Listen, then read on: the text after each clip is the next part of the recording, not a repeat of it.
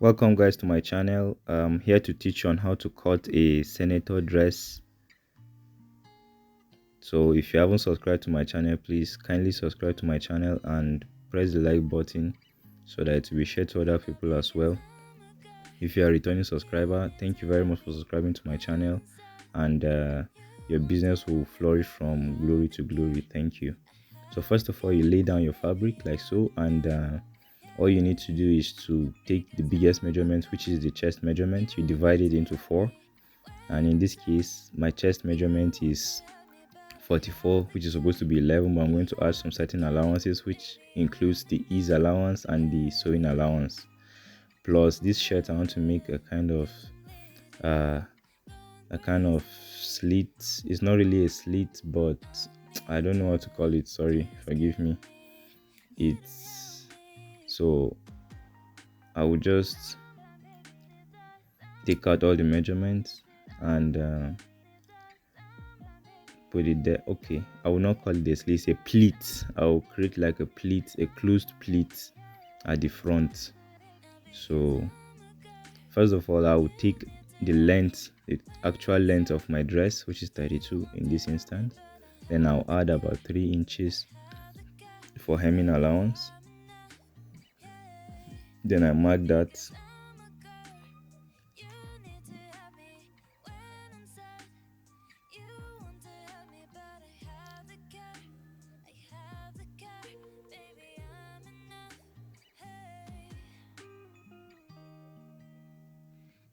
After done with marking it, the next thing I need to do is to roll out the lines and cut it out. Now this is for the front borders, of the senator outfit. So I haven't cut the back yet. Until I cut the ready material, the working material for the front, then I'll lay another material and place the front on the new material I laid in order to get the back piece. So keep watching guys.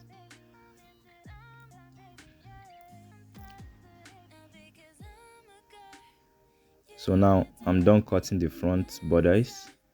All I need to do is to fold it and lay the material, getting ready to cut the back borders.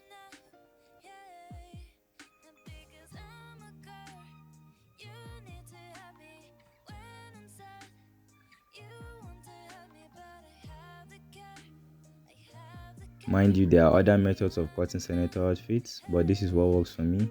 So whatever works for you, you can use it. This is a method as well. There are other methods, and is open for the comment section is open for correction. Anywhere I am lacking behind, you can easily correct me and I'll pick correction, and I appreciate that. Thank you very much. So I will lay the front on the back, but mind you, the back is going to be bigger than the front at this point, because there's a kind of flap. I'm going to bend it on the shoulder side so that it will create like a layover, in order to not the clothes to be jumping from the back. Like the back should be not to jump up. So for the allowance, I'm going to add about 5 inches extra for the back pattern.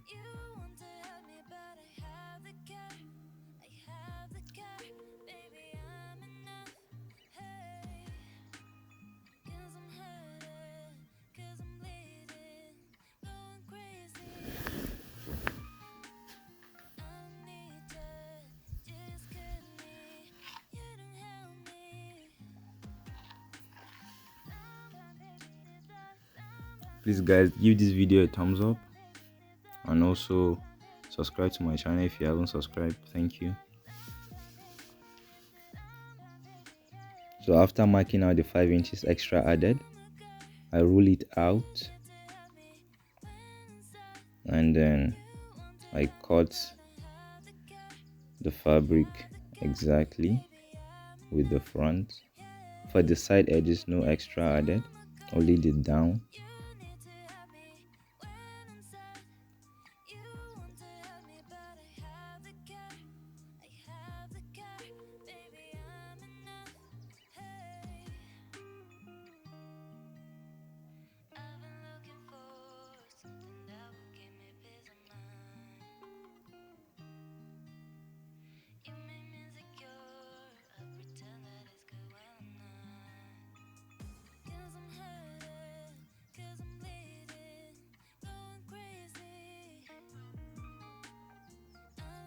So guys, this is the front and the back pattern border, sorry.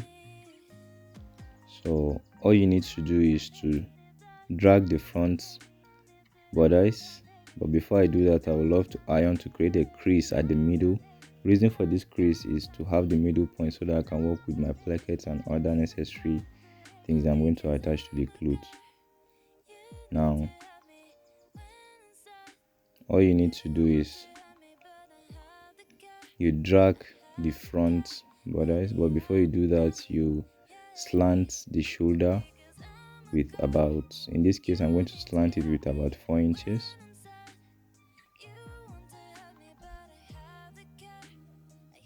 So now cut out the excess rough edges. So here I'm going to slant with about 4 inches.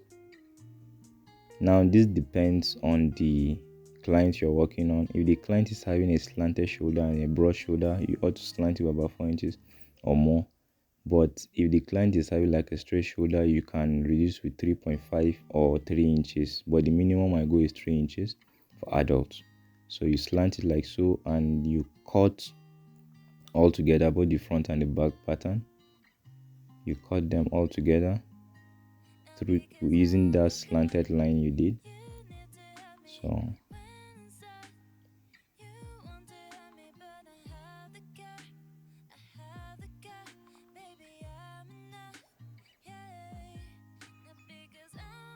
don't mind me, my scissors is not as thick to cut the two material at once. The material is a very thick material.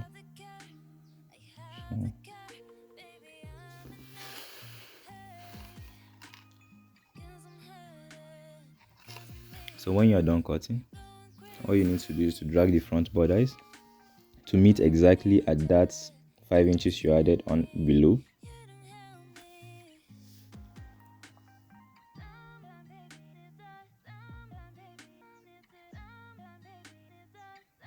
Iron it to give a very good crease. That crease is very important. That's why I emphasize it on ironing it, because the material doesn't conform to iron so easily, so I have to take my time and give it a good press.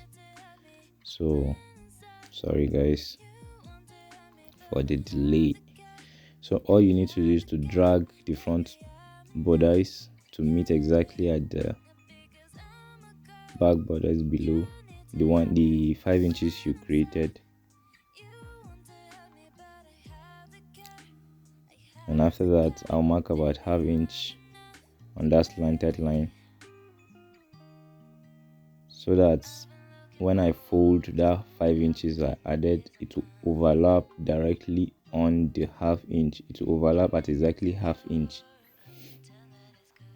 Reason for this is because we're going to join the shoulder and you need that allowance there, so you have to create it in order not to go short of your fabric and to have a good finishing. So lay it down like so and give it a very good ironing.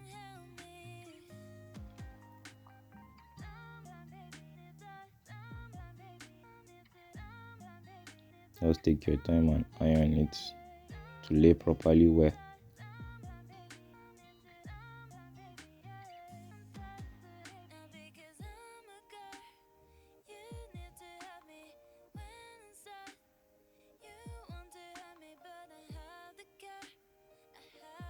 So when you're done doing this, all you need to do is to take out your shoulder measurement. Your shoulder measurement is 19, so which is 9.5, and I'm going to add half inches again for joining of the sleeves.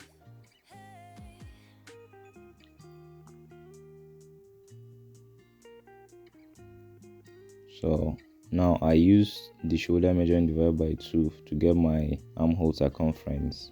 So you can use anything that works for you, but this works for me perfectly well. All you need to do is to divide your shoulder measurement into 2 and you get your armhole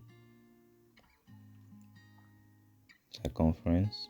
So here I want to mark exact 10 inches here, because it was 9.5 and I added half inches for the sleeves, so it results to 10 inches. Now after doing this, I mark out the chest line like so. So here all I need to do is to take out the chest measurement plus all the necessary allowances are added plus the pleating allowance, the front pleat allowance. So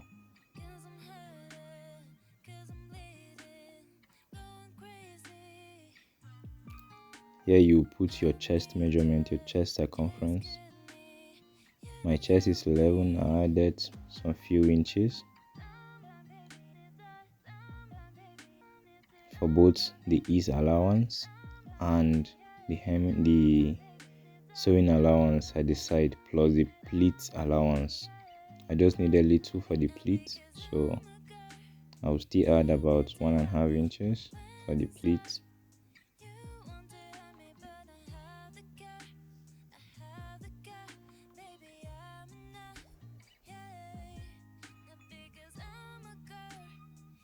So now, as it is like this, all I need to do is to rule out the line to reach that point which I created.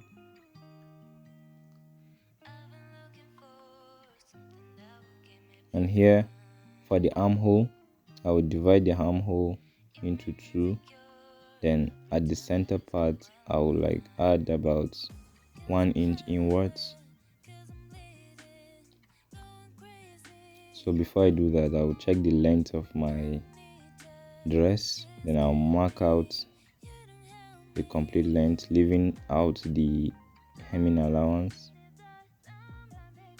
So here you go.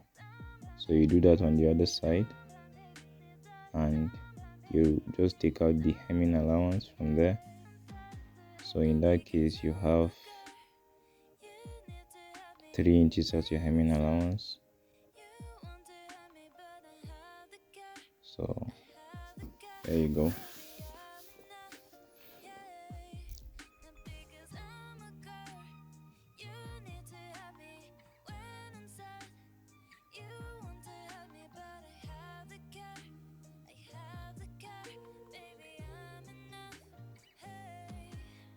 So sorry guys, I made a mistake in measuring the chest circumference with all the allowances I added. I added extra allowances that is not supposed to be so.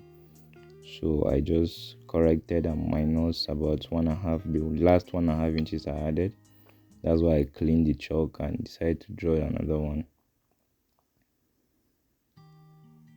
So after this now, I mark about 9 inches for my side slits. Mark about 9 inches for my side slits. From the exact place I mark the total length of my dress, and mark 9 inches for my side slits. And I will take the chest measurement with the allowances and everything to put it exactly there. This is going to be a straight one. There's not going to be curve because the person has a kind of big stomach, so I have to give this allowance to get it straight because the stomach will align with the chest measurement. Mind you, if your client has bigger stomach that is outrageous, you should measure the stomach as well so that you get to the stomach circumference and put the stomach measurement. So here you mark about 1 inch inwards from the armhole, and also you take about 1 inch from the side in order to be able to give it a good curve. Reason for that 1 inch inwards is, the armhole normally used to fold when the person wear the shirt, so those little folding is what we want to eliminate. That's why we added 1 inch in order to stress the cloth inwards. So now I'm done with my armhole curve. Now I will just go to the neck circumference. My neck is 16, so I'm going to mark about 5 inches for the depth, neck depth, and the neck width. I'm going to mark 2.5 inches. Mind the 2.5 inches, making a total of 5 inches when it's open. So this is 5 by 5, 5 depths and 2.5, but when you open it is 5, but depth still remain the same. So the moment you curve it, you arrive at neck 16. So this is 2.5 marked. Here is 5 inches, and I'll mark the 2.5 exactly where I marked the 5 inches.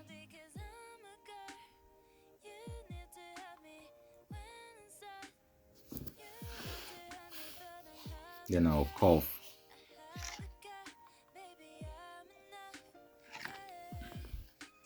Make sure you give it a very good curve so that the neck will lay properly well on the client, to avoid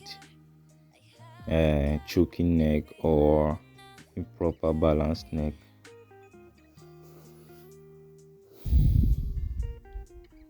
Don't mind me, English is not my mother tongue. Don't mind my English. Just a way of communicating and representing what I'm doing practically. Sorry guys for the English. So at this point we have 8.25, and which I don't want, so I want to reduce it a little. Then when I'm done, I will now check the new markings I made.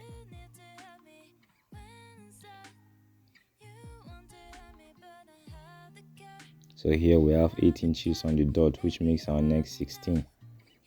So all I need to do is just to cut the necessary markings I made already. So I'll start by cutting from the front borders. Mind you, cut from the front borders, not the back, not all together this time. You cut from the front going through, because you want to create something like a high neck or something like that, in order for the bag to lap on the person, not to have the bag like a woman's dress. This is a men's dress, so you should take note of this. And mind you, insert your scissors like so from that crease you created, and then you cut it through that place, not all together.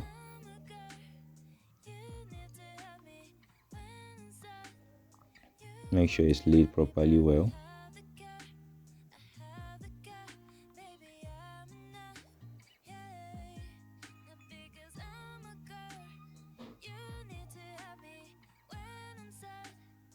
Then you cut it like so.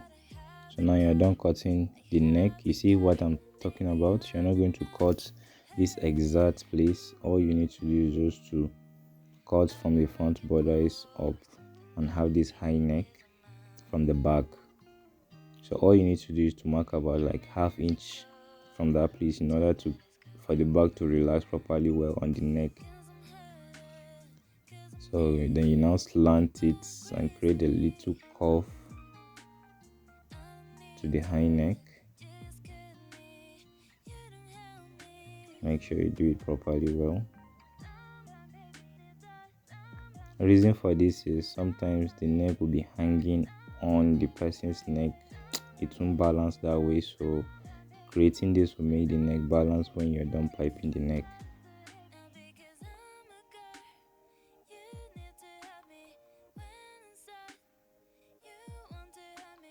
So when you're done with this, all you need to do is to cut the sides or the remaining marking. So I create a little curve for the back pattern. This curve now is for the back pattern. It's done on the front because that's where my markings are, but this little curve I created for the back. So you cut all together, like you cut all, both the front and the back, you cut all together following that curve I created. So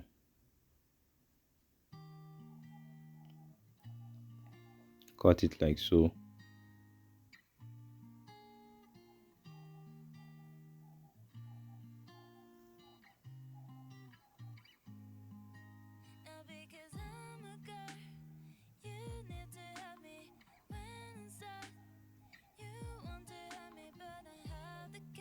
Now this is it. When you're done cutting, you trim out the sides as well.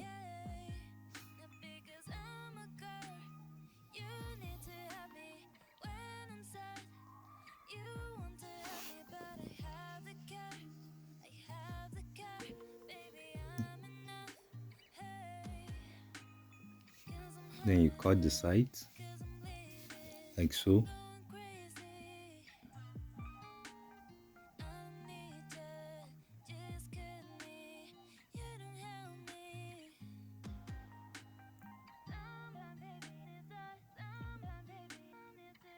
To the point where you created for the slits. Now, creating this L shape is to allow you have enough fabric to fold when you're making the side slits. So the moment you have this, all you need to do is from the front, you cut from the front borders, you cut through the in-depth 1 inch you added. Thank you guys for watching my video. I truly appreciate. Please like, subscribe and share this video so that it can be shown to other people, so that you can encourage me to create more interesting video like this. Thank you very much.